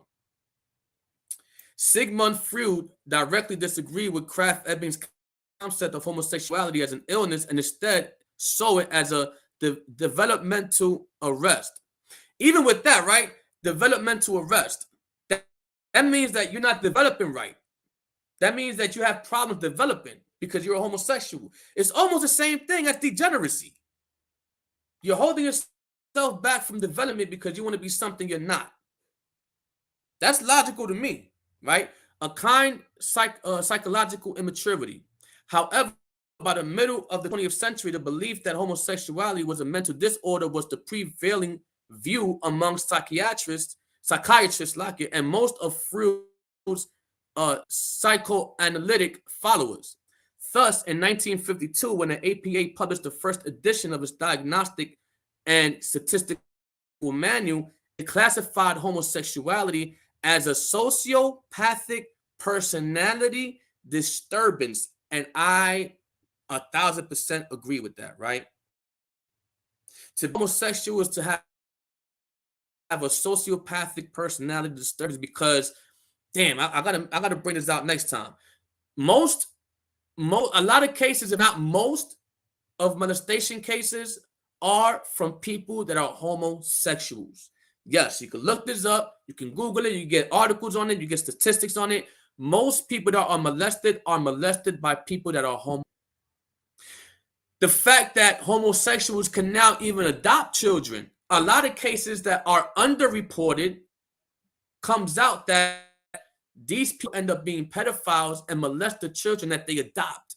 Yes, those same homosexuals that people want to vouch for, that you want to, yes, let them have rights. Guess what? They're molesting children that they adopt. And there's been many cases and reports of that, but it goes underreported. It doesn't make headline news. Why? Because the agenda is heavy. Don't put that on the news, or else people would take a disgust approach to it. And that's what they don't want, right? Reading on. And in the DSM II, published in 1968, homosexuality was classified as a sexual deviation. Everything they do is freaky, man. Like, they just a whole bunch of freaks, whole bunch of toys and a bunch of, deviant sexual desires and pleasures. You'd be like, what the hell is going on with these dudes? The same way like the Romans, right? The Romans, the Greeks, the Egyptians, ain't nothing new. So when you see these things, you got to understand this doesn't stem from here. It stems from a generation of people and ancestors that's called Edomites, of course, white folks, right? That brought this down and passed that on to their children and generations. That's their traditions, right? That's why we should be stay far away from them, right? Let me see. All right, that's the whole gist of this. Let me get the next article. Let's go to the slides. So this is the part I wanted to get to, right? I told you I was going to revisit a certain part of the article, which is this one. If you look at the screen under the passage of how diagnostic change happened, this part of the article says that homosexuality being a degeneracy is now disproven. Right now it's just a medical theory. But the problem with this is that the statistics and studies show different. Right? Let's go to the next slide. The LGBT plus community have highest risk of mental illness. So if it's debunked, if that theory of degeneracy is debunked, as the article stated, why is there studies, medical studies from experts stating and confirming that if you're part of the LGBT plus community, you have high risk of mental issues? First of all, we could go over a couple of things off the bat. Why is a mental issue and why they have high risk of mental issues? They don't feel comfortable with themselves because they know they're trying to be something they're not. They know that they can't be questioned because they'll fumble at every logical question they're asked. So to avoid embarrassment and to avoid, abasing them to a lower state, to bring them back up, they want to stay in the lower state. They don't want to hear it. They become emotional. Right? If a guy want to believe he's a woman and you call him sir, right? Like there's a video going around with a tranny went in the store and the clerk kept calling him sir by mistake, because he's a guy acting like a girl. My name is ma'am. It's ma'am. Right? I should have brought that out. But yeah, that's what's going on. That's a degeneracy. Ain't nothing normal about that. So they're not comfortable with themselves. Right? Let's go to these videos. Some groups are more affected than others when it comes to mental health. According to the American Psychiatric Association, LGBTQ plus people are more than twice as likely to have a mental health disorder in their lifetime. News 6's Brian Didlake takes a look at the challenges. We're at a point where they're really trying to Look at this dude. Damn. Our people is gone, man. Damn, bro.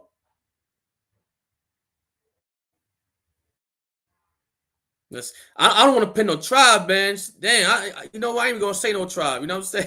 It's definitely not Ephraim though. Nah, Ephraim be down with the foolery too, man. Don't get twisted. Let's play the video. And they're taking every step that they can to do that. Then you start to think to yourself, why? Oh shit! What tribe is that, y'all? Is that Esau? Who's that? We know that's a dude. Listen, man. Y'all gotta watch out, man. Brothers, please.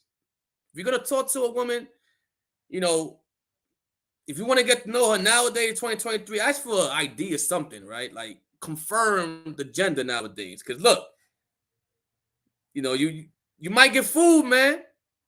Don't let that be you. Thank the Most High, right? I gotta discern. I know, dude, off the bat, I don't give a damn how much of a woman they try to look. That's a dude, right? Some dudes that get caught up, right? I gotta watch out, man. Good enough, all this stuff. And it's just like, it's really hard. Evan That's Debo. Balasubia and Mulan Montrese Williams are talking about the state of LGBTQ mental health. Both say the LGBTQ community has come under fire after being at the forefront of state political conversations for the past year. Look at that. And the LGBT plus community conversation has been at the forefront of the conversation with politics, when that should be the last thing we should be worried about. You got all types of war, all types of poverty, all types of homelessness, hunger, and we over here worried about damn, you know, if homosexuality should be right and legalized. Like, we all know what's going on, man. Leave that over there. That ain't important. Right? Just keep playing the video. Happening now, a controversial bill on the state house floor. The board is in the process of crafting restrictions for some transgender treatments. We're at the bottom of the totem pole for everything right now that's going on with the government. Speaking with Mulan Williams and Angel Nelson, both a part of organizations under the Stafford House, an LGBTQ advocacy group, both say you can see the effects of lawmakers are having on LGBTQ members. A young lady who has a trans... And they got the nerve to say protect LGBTQ kids. Showing us what? They're indoctrinating our kids with this. They're not even indoctrinating just that. They're forcing this on our kids.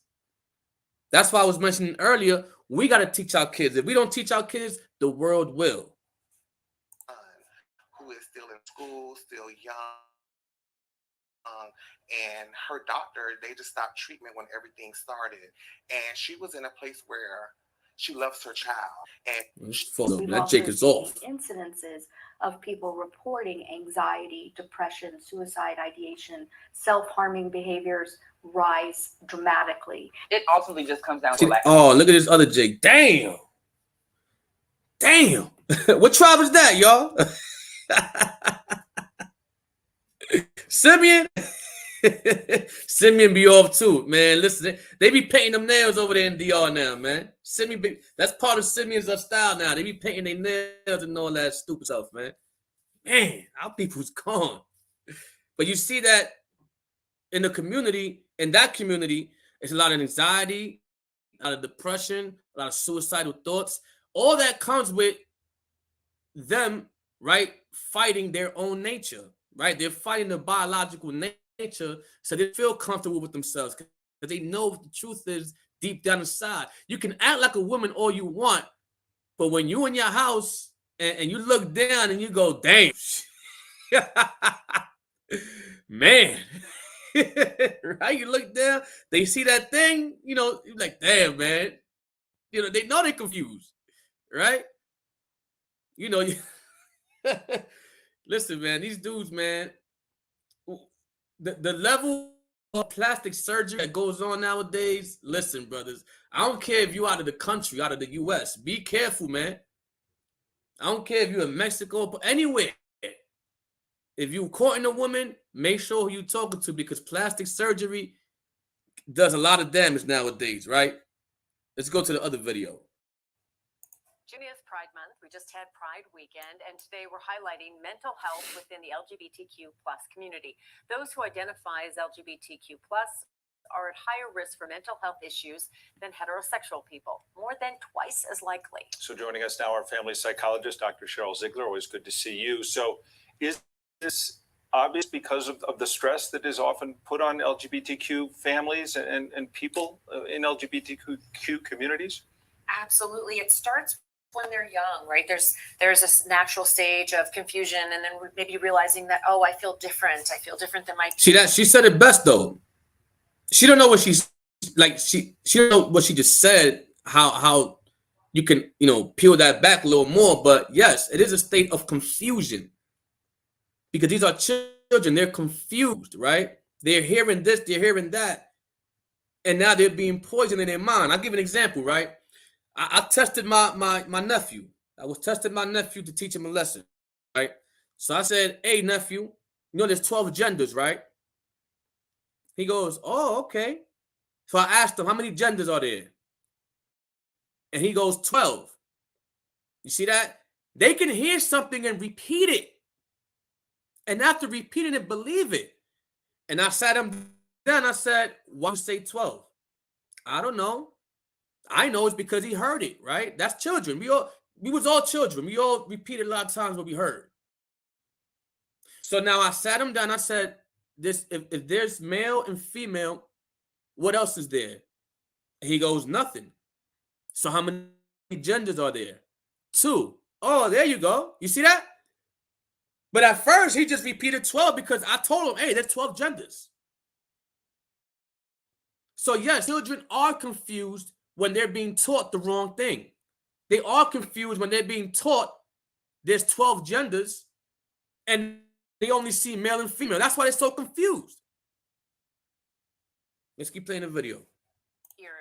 And then you keep that to yourself. That's the main part of this, is how much it's kept to themselves. And so there's a long process where you start to see things like stigma.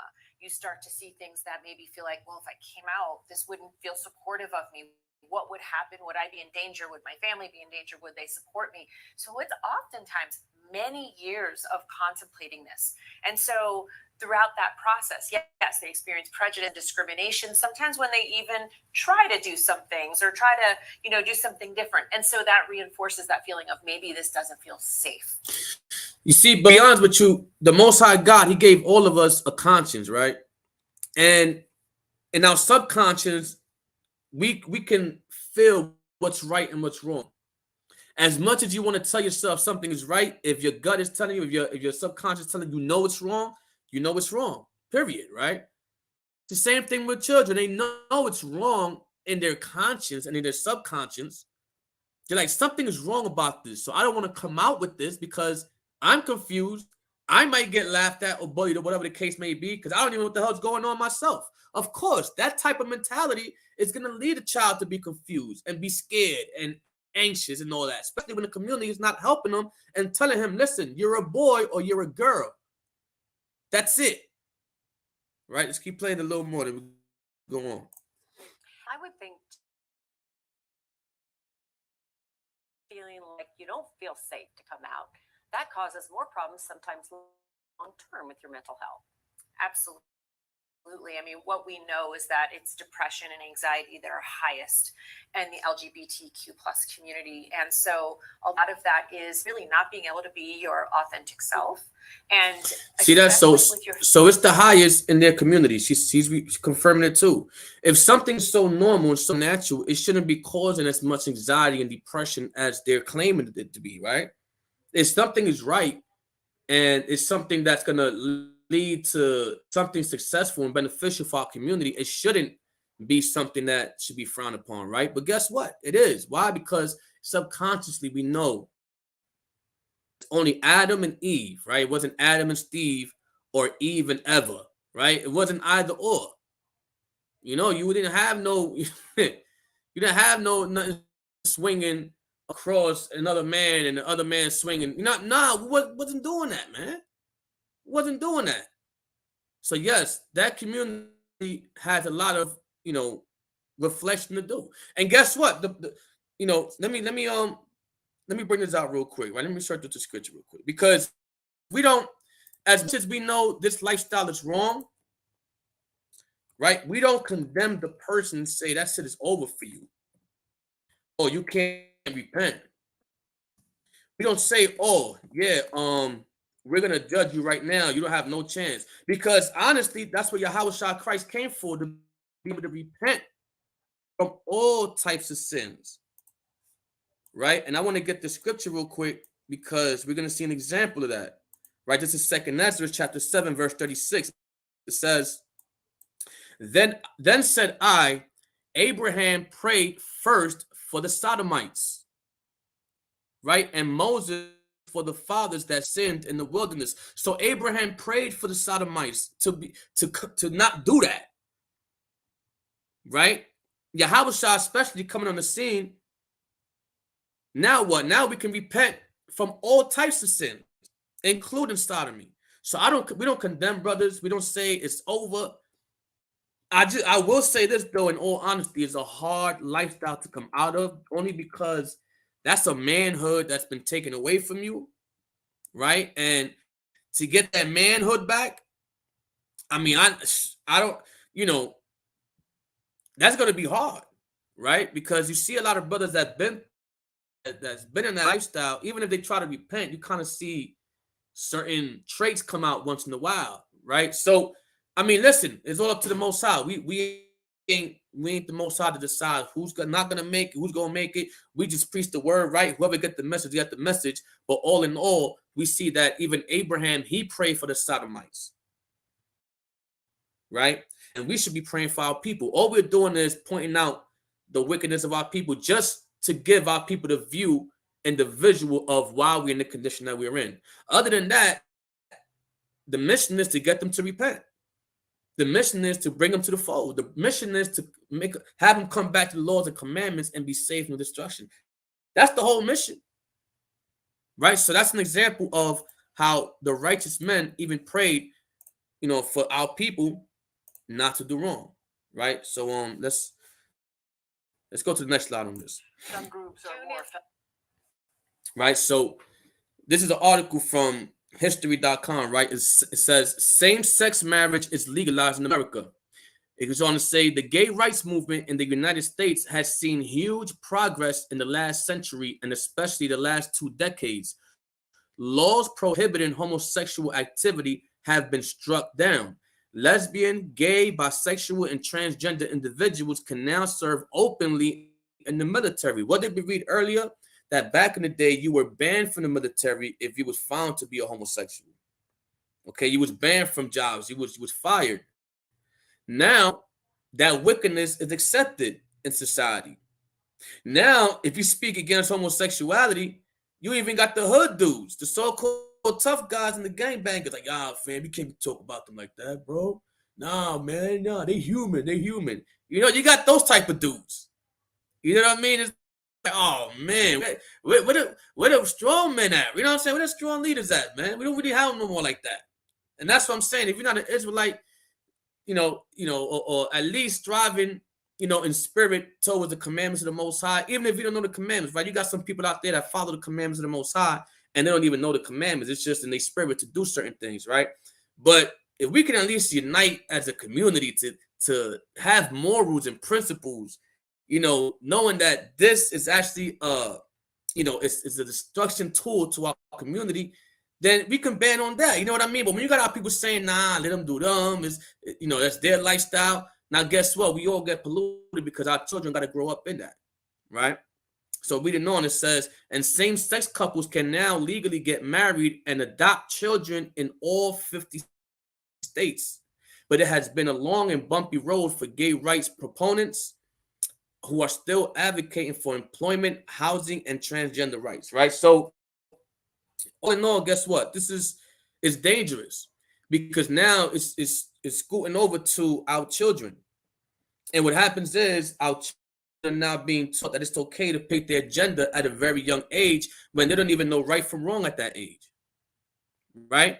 Certain things they know it's off, which is why with homosexuality, their subconscious is telling them this ain't right. What I'm hearing ain't right, right?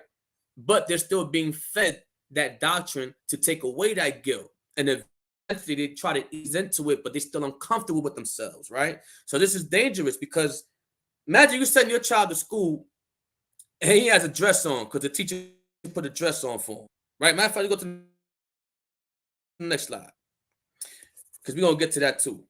But just visualize that. You go to school, you have a son, and when you go pick him up, he got a pink dress on because the teacher was playing switch outfits, right? It was switch outfits day in school, and you ain't even know about it. You'll be pissed the hell off, right? Rightfully so. And that's what's happening now. right? This is why listen, if possible, I always suggest that parents, you homeschool your children. Homeschooling your children, you become their main teacher, and they're learning everything from the source, which is you, and they won't be corrupted. What happens is a lot of our people, they're lazy parents. They want the child care and everything because they want to hang out. They don't want to give up certain activities. They don't want to sacrifice. So let me find a daycare, or my grandmother, my mother, I'll take care of the child all the time. You got parents that leave their child with their grandparents all the time. And the grandparents like, damn, what's going on, right? You're not being a mother to the child. But being the grandmother, she's going to feel that feeling, that emotional connection to the child. So she's going to say, you know what, I'm going to take care of him. I ain't going to leave him in the street. But that's what's happening now. Our people rather pay attention to pleasure, right? Instead of homeschooling your children, you want to be lazy. And this only goes to the ones that fit, right? Not everybody's this way, but a lot of our people are. And that's why they don't know what's going on in school. They're not informed. And they run into surprises because they don't even talk to their children. A lot of times, parents got to talk to their children. How was school?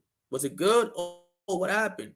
Right? Even if they're outlining a situation, it's not yelling at them or getting at them. It's understanding and kind of taking control of the situation and teaching them, right? Using situations as a teaching moment, right? Oh, listen, a kid pushed you in school and you ain't do nothing. All right, listen, we're going to take some boxing classes, and next time you better defend yourself because you ain't going to be taken as a punk. You get what I'm saying? Now that's a solution. Now protect yourself at all costs, but don't start no trouble. That's how we got to send our children out there, man. You see what I'm saying? So let's read this article real quick in Wikipedia. So LGBT rights in the United States. It says lesbian, gay, bisexual, and transgender rights in the United States rank among the most advanced in the world, with public opinion and jurisprudence changing significantly in the 1980s. In 1961, beginning with Illinois, states began to decriminalize same-sex sexual activity. And in 2003, through Lawrence versus Texas, all remaining laws against same-sex sexual activity were invalidated. And no wonder why you see, like, when the hip-hop era, right? You see in the 2000s, dudes started getting a little more fruity, right? And this is what I'm saying. This plays and ties into even culture, right? Music is part of our culture. It's not our culture. It's not the culture. It's a part of our culture, right? For those, listening out there that might believe hip hop is our culture. No, it's part of our culture. So this homosexuality and lesbianism trickles down to our culture. You see it being fruity as hell now, where even a lot of rappers is coming out saying some suspect stuff, even admitting that they've been in the closet and now they're coming out. And it's like, it's cool. Right? When back in the day, before the 2000s, you see our men a little more masculine than what they are now. Right? You see, back in the day when you heard the rappers, that rappers were talking about advanced stuff at 20 years old, right? They was talking like they was 35, 40, right? They had knowledge and wisdom, right? Back in the day, to have wisdom and knowledge was the cool. If you wasn't smart back in the days, you was like, yo, get out of here. We don't want you in the circle. You don't got no knowledge, son. You know what I mean? Back in the day, it was cool to have knowledge, and you had to have knowledge to sit around certain ciphers and talk to people because it was all about wisdom, right? It was all about what you knew in intellectual conversations, right? If you can't keep an intellectual conversation back in the day, yo, sit over there, shorty, and listen up. You know what I'm saying? Just get some game from the OG or whatever. You know what I mean? So that's what it was. Nowadays, the OGs don't got no game. They actually blending in with this community and saying, we should give them a chance and this and that. So our people's folding overall. Right, they're falling for the influence. They're falling for the, they're falling for the trick, in the hat and all that. So this is the result, right? In many states and municipalities, LGBT Americans are explicitly protected from discrimination in employment, housing, and access to public accommodations. Now, here's the crazy part: the LGBT plus community, right? Same thing, but just keep it, whatever. LGBT. Right, community, they get protection. You can't discriminate against them. You can't say nothing hateful towards them. You can't do none of that. But when it comes to Blacks, Latinos, you could call us all type of niggas. You could call us all type of spigs. You could call us all types of wetbacks. Porch monkey, all this and all that. and they ain't repercussions. We just seen an earlier video, right, of a cop calling a woman a nigger, and he was proud with it. There's no repercussions for that. Now, there's no protection for her against those kind of acts, but there are for homosexuals, right? Reading on, it says, no.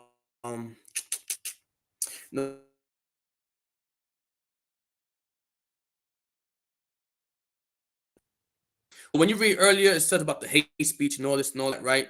Which we already know they consider truth hate speech. We ain't worried about it. Let's go to this public opinion section. So public opinion of same-sex marriage in the United States has changed dramatically since the 1980s. By the early 2020s, an overwhelming majority of Americans approved of the legality of these marriages. You see that? So it took some time for them to influence our people into this tradition, because what happens is that they'll put, like I was mentioning earlier, the rappers and all these people on top that's gay. They'll put them up there and they'll promote them and they'll bless them, right? It's like, damn, these people is getting blessed and I'm doing the right thing. No, that's Satan blessing Satan, man. Don't even worry about that. So the Bible says, don't envy your oppressors. Yeah, they getting money and all that, but guess what? At the expense of losing their soul. See that you have a couple of rappers come out and express that, yo, listen, it's an industry. They make us sign a contract and we can't go back on it. If not, they threaten our lives. Right? You got some rappers that, you know, they ain't coming out at all because they got threatened. Right? So on and so forth. So we see that going on all the time, right? So the article is explaining the public opinion, right? The public opinion back then was, nah, we ain't having that. Now it's like, you know what? Let them do them. Yeah, we accept that. Right? Reading on, it says, a December 2022 Quinnipiac University poll found that 68% of Americans, that's more than half, 68% of Americans supported legal recognition of same-sex marriage and 22% opposed it. Approval of same-sex marriage is even higher in younger generations, among 18 to 34 years old, right? And that's another thing. This is why when the elders don't teach the young ones, this is what happens. We have a generation of young people that don't know their history, don't know what's going on, and they just merge in with what society teaches them. That's a problem, right? Reading on. In 2020, a 2021 Public Religion Research Institute poll of the states found majority support for same-sex marriage in 47 states, ranging from 50% in South Carolina to 80% in Massachusetts. Damn, dudes is gay, son. You know what I mean? Dudes is gay. They support them numbers is rising too, man. Right? There is a plurality support for legal recognition of same-sex marriage in Alabama, with 49% support and 47% opposed. Only Mississippi and Arkansas have majority opposition to same-sex marriage in Mississippi, 55% opposed and 44% support. So you see how the dynamics changed. Back then, the majority of the people was opposed to it. They knew there was something wrong with it. Now it's 2023 and people are glamorizing it. They're saying there's something wrong with you if you don't accept that. Okay, so these are part of the things we got to teach our children. I don't care how you, a lot of parents, oh, they're too young. No, they're not. They need to know the stuff, because guess what? If we don't get to them early and young as possible, somebody else will. And then they're going to try to rebuttal you and try to argue with you because you didn't teach them early enough. And now they're indoctrinated. You see what I'm saying?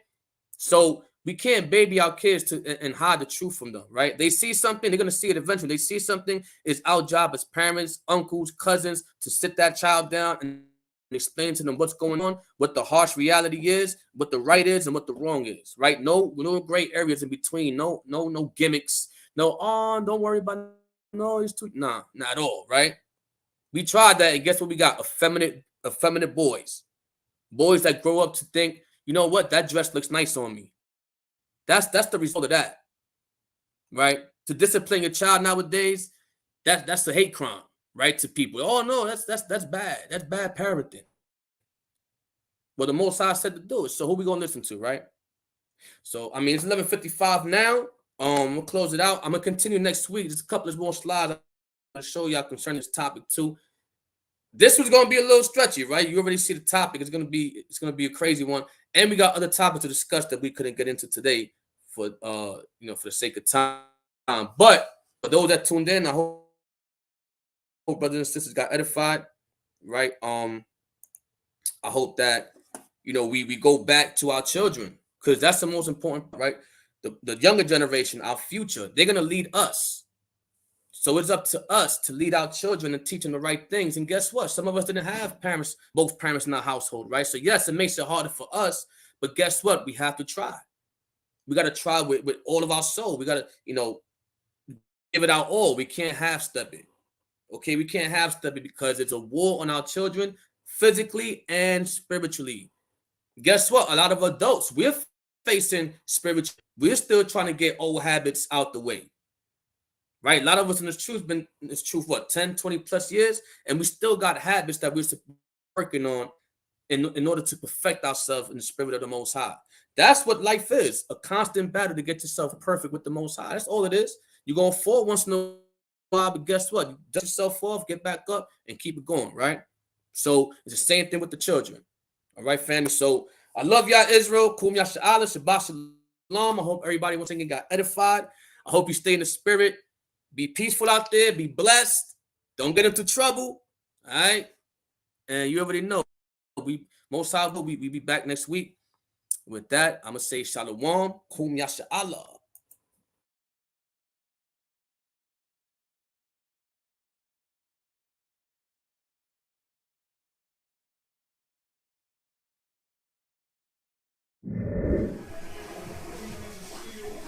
Fuck, man.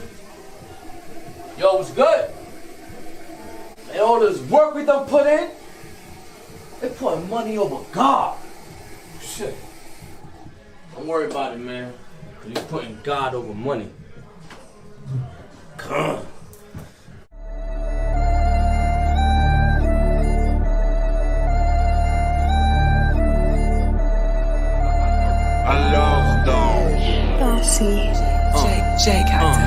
Yo, I teach in the streets cause I want to. I teach in the streets cause I have to. Your pastors don't do it, your teachers don't do it, religion don't do it, we got you. Whether they hear it or whether they don't, at the end of the day, that's their choice. We gotta replenish, where there is no vision, the people will perish with no voice. Peep the game, study the word and ignore the lanes. In time you learn to keep the line tamed. Everything is time and mixed in with change. Heathens, they get it the same, putting them all in the chain. The vultures eating their brains, the truth to you looking strange. The message is still the same. Don't care how you feel about me. They taking shots like paparazzi. I'm strong like Samson with the power of David. You could take a chance. I'm all about the action. I hustle, but don't mean came when I say I buy and flip in the trap. Don't fall for a chick who's playing the trick. The pretty face only the track. Roam in the jungle, gotta use wisdom, so I stay legally strapped. Say what you say, feel what you feel, but there's no emotions and facts. Danger when we alone, so imagine together we're rolling in packs. Heathens is mad, Israel is back, the natives, Hispanics, and blacks. Roam in the jungle, gotta use wisdom, so I stay legally strapped. Say what you say, feel what you feel, but there's no emotions and facts. Danger when we alone, so imagine together we're rolling in packs. Heathens is mad, Israel is back, the natives, Hispanics, and blacks. Enemies feel like they in the maze, cowards learn when they in the grave. I'm reading the times when we were slaves, now I'm looking around like we're still slaves. Without God we won't be saved, now we got the truth so we won't be played. I remember searching, first time I heard it, and even today I'm amazed. Don't lose focus, fulfill your purpose, searching the scriptures daily. Stay on the mission and ready for war against all the sons of perdition. What we do is not an easy job, where you find there's no crack a day to job. We've been in the streets way before the blogs, we can see the storm way before the fog. Refuting the lies with truth, me and my soldiers and troops, keeping the laws what we do, sticking together like glue. Still be me in the coop, still be me in the hoop, thinking nothing changed, I still want the best for you. Complete the mission, strapping our boots, soldiers salute, aim and shoot. We riding, we grinding, making sure the family's straight and we good. Standing firm with this walk, to all of the haters, we here for good. Keep feast days in these last days, used to gang bang in my past days. That was either jail or early grave or praises, I'm still here today. Roam in the jungle, gotta use wisdom, so I stay legally strapped. Say what you say, feel what you feel, but there's no emotions and facts. Danger when we alone, so imagine together we're rolling in packs. Heathens is mad, Israel is back, the natives, Hispanics, and blacks. Israel, we back. They tryna stop us, but they can't. Stay strong and carry on. Kum Yasha'Allah. Heathens is mad, Israel is back, the natives, Hispanics, and blacks. Heathens is mad, Israel is back, the natives, Hispanics, and blacks.